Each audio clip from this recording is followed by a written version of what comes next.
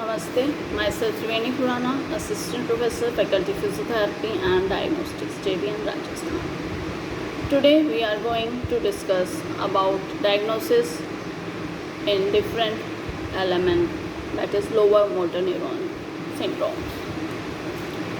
Lower motor neuron syndromes represent a spectrum of disorders with a variety of underlying etiologies and presentations. Clinical assessment combined with neurophysiology are often adequate to establish a diagnosis, but advances in genetic and imaging techniques are further diagnostic tools becoming increasingly accessible to clinicians. Although establishing an accurate diagnosis in LMN presentations can be clinically challenging at times, it is important due to prognostic and treatment implications. Lower motor neuron syndrome typically present with muscle wasting and weakness and may arise from pathology affecting the distal motor nerve up to the level of anterior horn cell. I repeat, lower motor neuron syndromes typically present with muscle wasting and weakness and may arise from pathology affecting the distal motor nerve up to the level of anterior horn cell.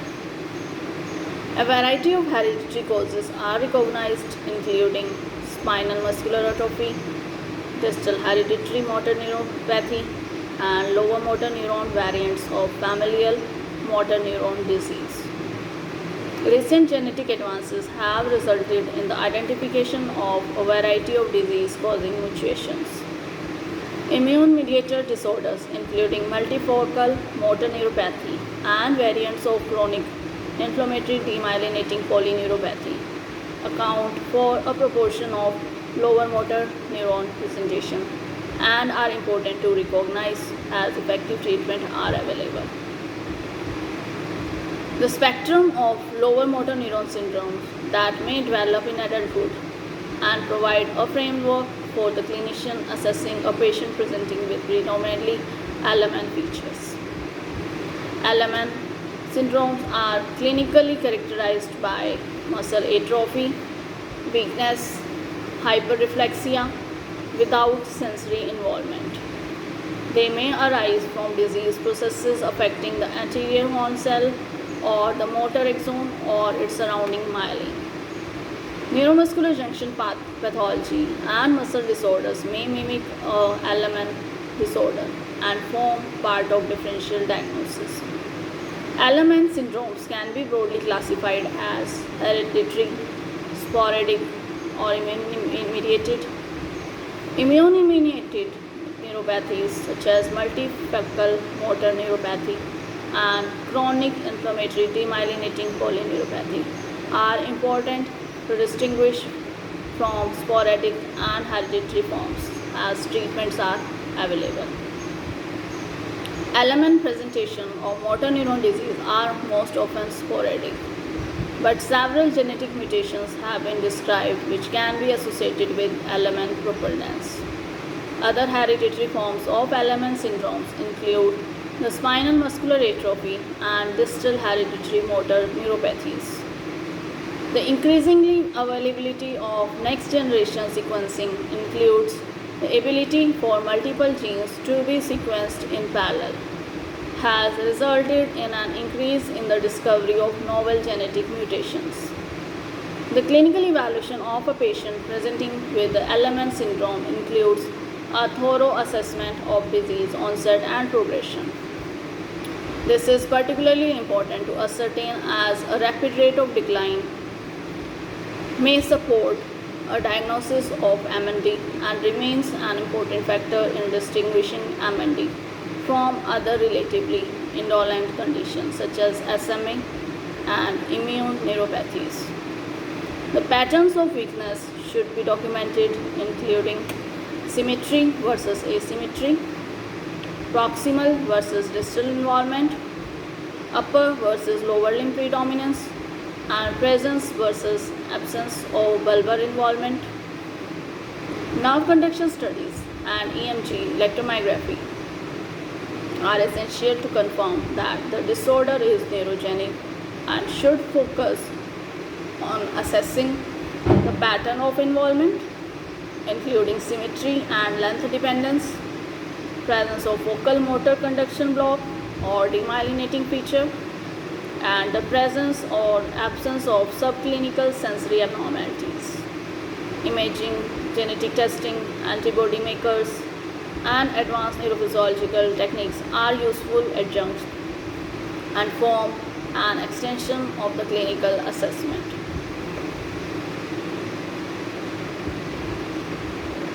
Now, what is late onset SMA? SMA represents a group of genetic disorders resulting in the degeneration of anterior horn cells in the spinal cord and motor nuclei in the brain stem, causing progressive, predominantly proximal muscle weakness with reduced or absent reflexes. They are classified into 4 types on the basis of age of onset and clinical course: SMA A1, SMA A2, SMA A3, and SMA A4. SMA A1 and 2 are defined by onset in infancy. SMA 3 is a milder phenotype with signs of weakness presenting at or after 1 year of age, with patient attaining the ability to walk unaided. It is associated with significant variability in the age of onset, disease progression, and ambulatory period, with some patients only developing walking difficulties in adulthood. Adulthood onset SMA, that is SMA4, typically presents in the 3rd or 4th decade of life with a slowly progressive and relatively benign course. Respiratory insufficiency may occur in SMA4 but is usually mild and life expectancy is normal. The vast majority of SMA is autosomal recessive in inheritance and related to mutations in SMN1 gene located on chromosome 5q. Most cases are homogeneous for a deletion of exon 94%, but a small percentage are compound heterogeneous for a deletion in SMNI1 and are intragenic mutation of SMNI. Targeted molecular genetic testing is a first-line investigation for SMA to detect homogeneous deletion of SMN1 exon 7 gene. However, if only a single deletion is detected, sequencing the SMN1 gene should be performed to assess for a point mutation. Overall, 4 to 5% of patients with clinically typical SMA have no identifiable mutation in SMN1. Non-5q SMA can be inherited in an autosomal dominant, autosomal recessive, or X-linked pattern with marked clinical and genetic heterogeneity. NGS technology has facilitated the discovery of a number of non-5q positive genes associated with SMA. Now, what is spinobulbar muscular atrophy? It is also known as Kennedy's disease. Spinobulbar muscular atrophy or Kennedy's disease is the most common adult onset SMA. It is a polyglutamine genetic disorder caused by CAG trinucleotide repeat expansion in the androgen receptor gene on the X chromosome. Degeneration of motor neurons in the spinal cord and brainstem results in a slowly progressive disorder characterized by weakness and atrophy of facial, bulbar, and limb muscles without upper motor neuron signs. Cramps, leg weakness, tremor, and orolingual fasciculations with bulbar symptoms are the most common presenting symptom. The syndrome affects only men, although female carriers may experience mild symptoms such as cramps. Symptom onset is typically between 30 and 50 years of age. but there is marked variability in the age of presentation. Weakness is typically noted first in the lower limb and may be symmetrical or asymmetrical, affecting proximal or distal muscles. A sensory neuropathy is commonly associated with the syndrome and usually subclinical. Associated androgen resistance may result in gynecomastia, testicular atrophy, and oligospermia. The diagnosis is confirmed through molecular genetic testing with affected man having more than 39 CAG repeats. Life expectancy may be reduced in selected patients, most commonly due to pneumonia resulting from bulbar dysfunction. Now, what is distal hereditary motor neuropathy? The DHMN share the characteristics of a slowly progressive, length-dependent pattern of element weakness. They represent a genetically heterogeneous group with significant variability and overlap in clinical phenotypes for many of the known implicated genes. Most are inherited in an AD pattern, autosomal dominant pattern, but autosomal recessive and X-linked inheritance patterns have also been described. Often onset in childhood or teens, but adult onset is not uncommon. Upper limb predominance, vocal cord paralysis, respiratory distress, and pyramidal signs may be associated feature in some patients. Significant characteristics that sensory involvement is absent. Allow differentiation from axonal form of Charcot-Marie-Tooth disease, although some mutations may cause both phenotypes. Despite significant advances in molecular genetics, a disease-causing mutations is only identifiable in 15% of patients with a typical presentation of DHMN mutations in HSPBI1, HSPB8, and BSCL2 genes are the most frequent causes of autosomal dominant DHMN. Mutations in HSPBI and HSPB8 are associated with classical lag-dependent motor neuropathy beginning in the lower limb, which may present in childhood or adulthood.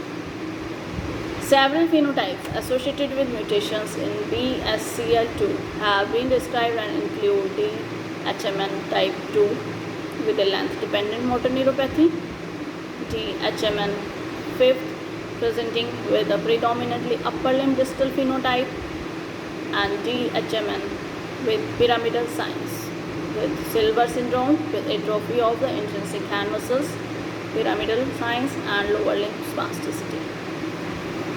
The upper limb onset phenotype, that is DHMN 5th, may also result from mutations in GARS, with the most cases presenting in their second decade, with progressive weakness and wasting of thenar eminence and the first dorsal interossei. Cramping and pain in the hand on exposure to cold may be an early manifestation. The GARS mutation may also present with a classical length-dependent neuropathy beginning in the lower limb, further highlighting the variability in the genotype-phenotype correlations. It remains unclear why mutations is unusually expressed proteins may result in such variable and focal phenotype. Bulbar involvement is rare in DHMN, but vocal paralysis secondary to recurrent laryngeal nerve involvement is a feature of DHMN type 7, which may result from mutations in the densastin SLC5A7 or TRPV4. Autosomal recessive forms of DHMN are less common, but there are increasingly numbers of genes being described. Now, what is immune-mediated neuropathies? Several immune-mediated neuropathies may present with a purely motor or motor predominant neuropathy and can be divided into acute and chronic forms. They are important to differentiate from hereditary and degenerative causes as they may respond to immunotherapy. Acute immune-mediated neuropathy are collectively referred to as Guillain-Barré syndrome, with a number of variants describing, including a motor variant known as acute motor axonal neuropathy. Chronic form of the immune-mediated neuropathy include MMN and CID. Now, thank you.